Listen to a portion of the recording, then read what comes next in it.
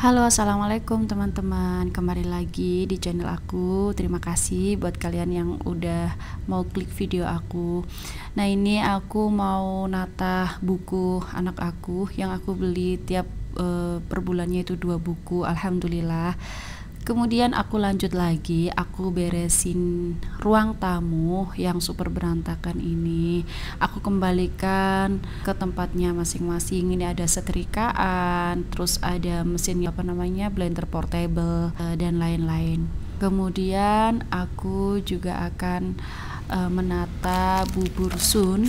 Aku masukkan ke dalam kotak ini. Aku sedia ini supaya kalau Sulaiman andaikan enggak mau makan karena entah sariawan atau enggak cocok sama makanan, aku biasanya kasih ini.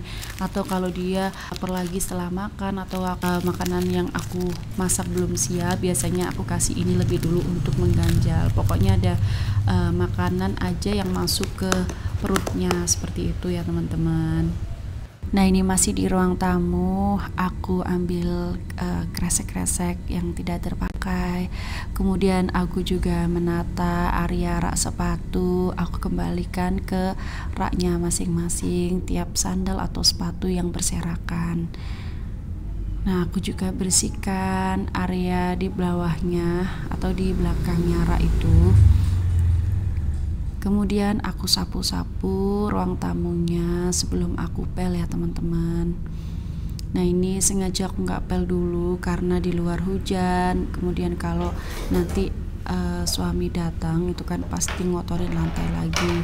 Kebetulan ini kontrakan aku itu di luar tuh nggak ada terasnya ya teman-teman, jadi langsung jalan gitu. Ini makanya motor itu selalu harus ada di ruang tamu atau satu ruangan dengan ruang tamu. Nah, ini aku buka jendelanya supaya terlihat lebih terang seperti itu rumahnya.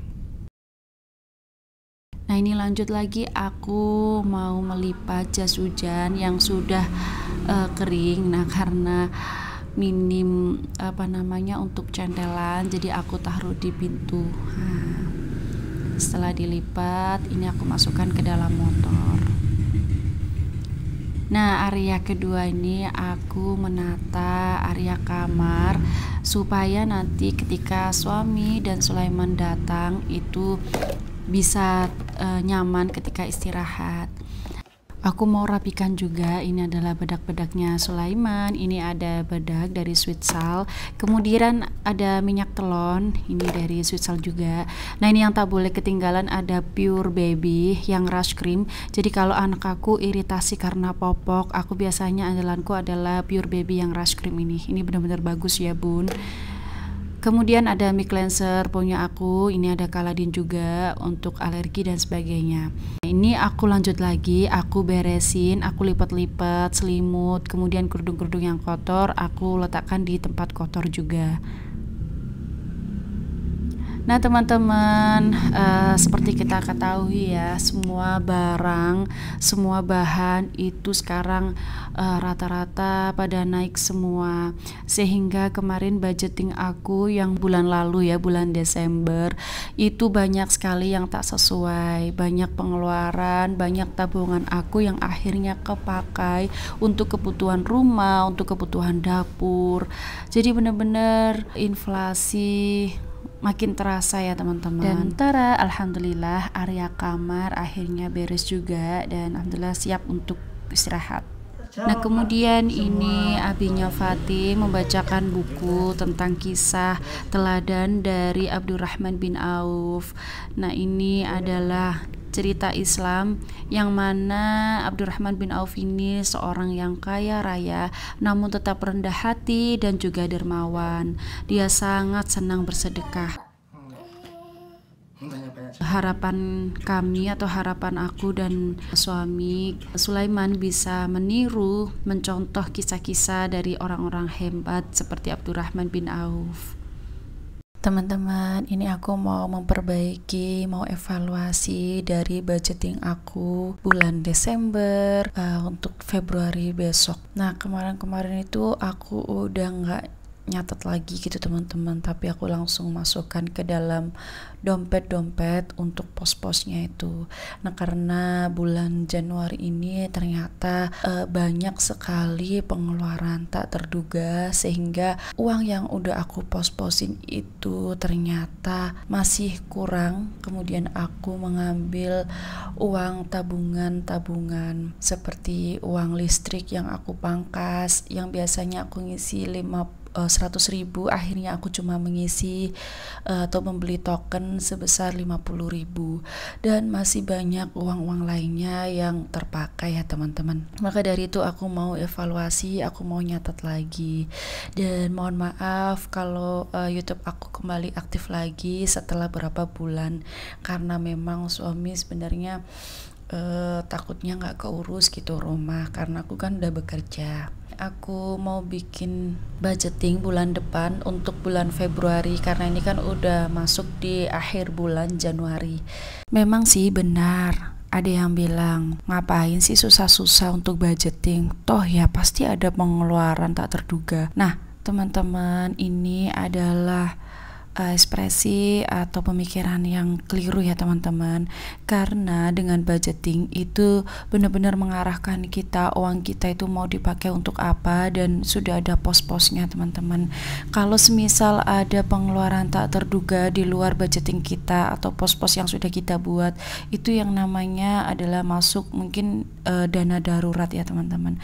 Makanya kenapa harus sedia yang namanya dana darurat, dan kita harus benar-benar pastikan uang kita itu keluar sesuai dengan apa yang sudah kita rencanakan. Itulah fungsi dari budgeting atau perencanaan keuangan, supaya lebih terarah dan keuangan kita bisa selamat gitu ya teman-teman. Bahkan suami aku aja mendukung dan merasakan manfaat dari budgeting yang aku buat.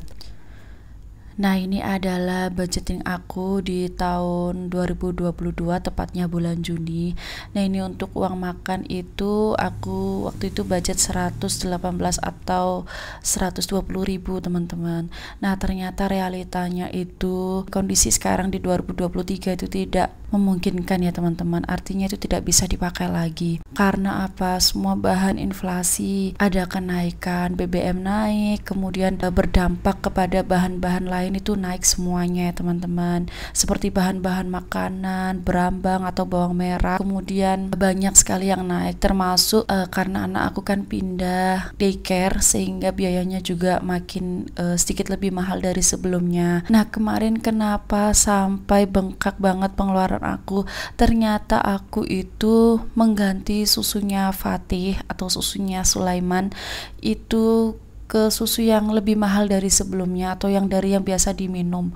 Kesalahan aku juga ketika beralih susu atau ganti susu adalah langsung pilih ukuran susu yang besar, yang 800 gram. Harusnya aku pilih yang kecil-kecil dulu ya teman-teman, seperti yang 200 gram atau yang sasetan, karena aku merasa mungkin Sulaiman bakalan cocok dengan susunya, meskipun harganya 2 kali lebih mahal daripada susu sebelumnya. Akhirnya aku beli yang 800 gram. Ternyata itu tidak cocok dong teman-teman. Anak aku diare, dan aku akhirnya stop atau berhentikan. Aku tidak berani untuk minumkannya lagi.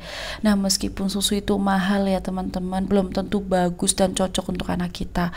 Makanya lebih baik kita pilih size atau ukuran yang kecil aja kalau mau beralih susu. Ini pengalaman aku, semoga kalian rasakan ya teman-teman. Nah, ini aku tulis dulu pengeluaran tetap tiap bulannya, dimana ada biaya listrik, kemudian ada DWP, itu adalah Dharma Wanita Persatuan tempat aku kerja, kemudian daycare atau penitipan. Sebenarnya biayanya itu masih di angka 900, cuman kadang kena biaya telat, jadi aku kasih spend 950.000.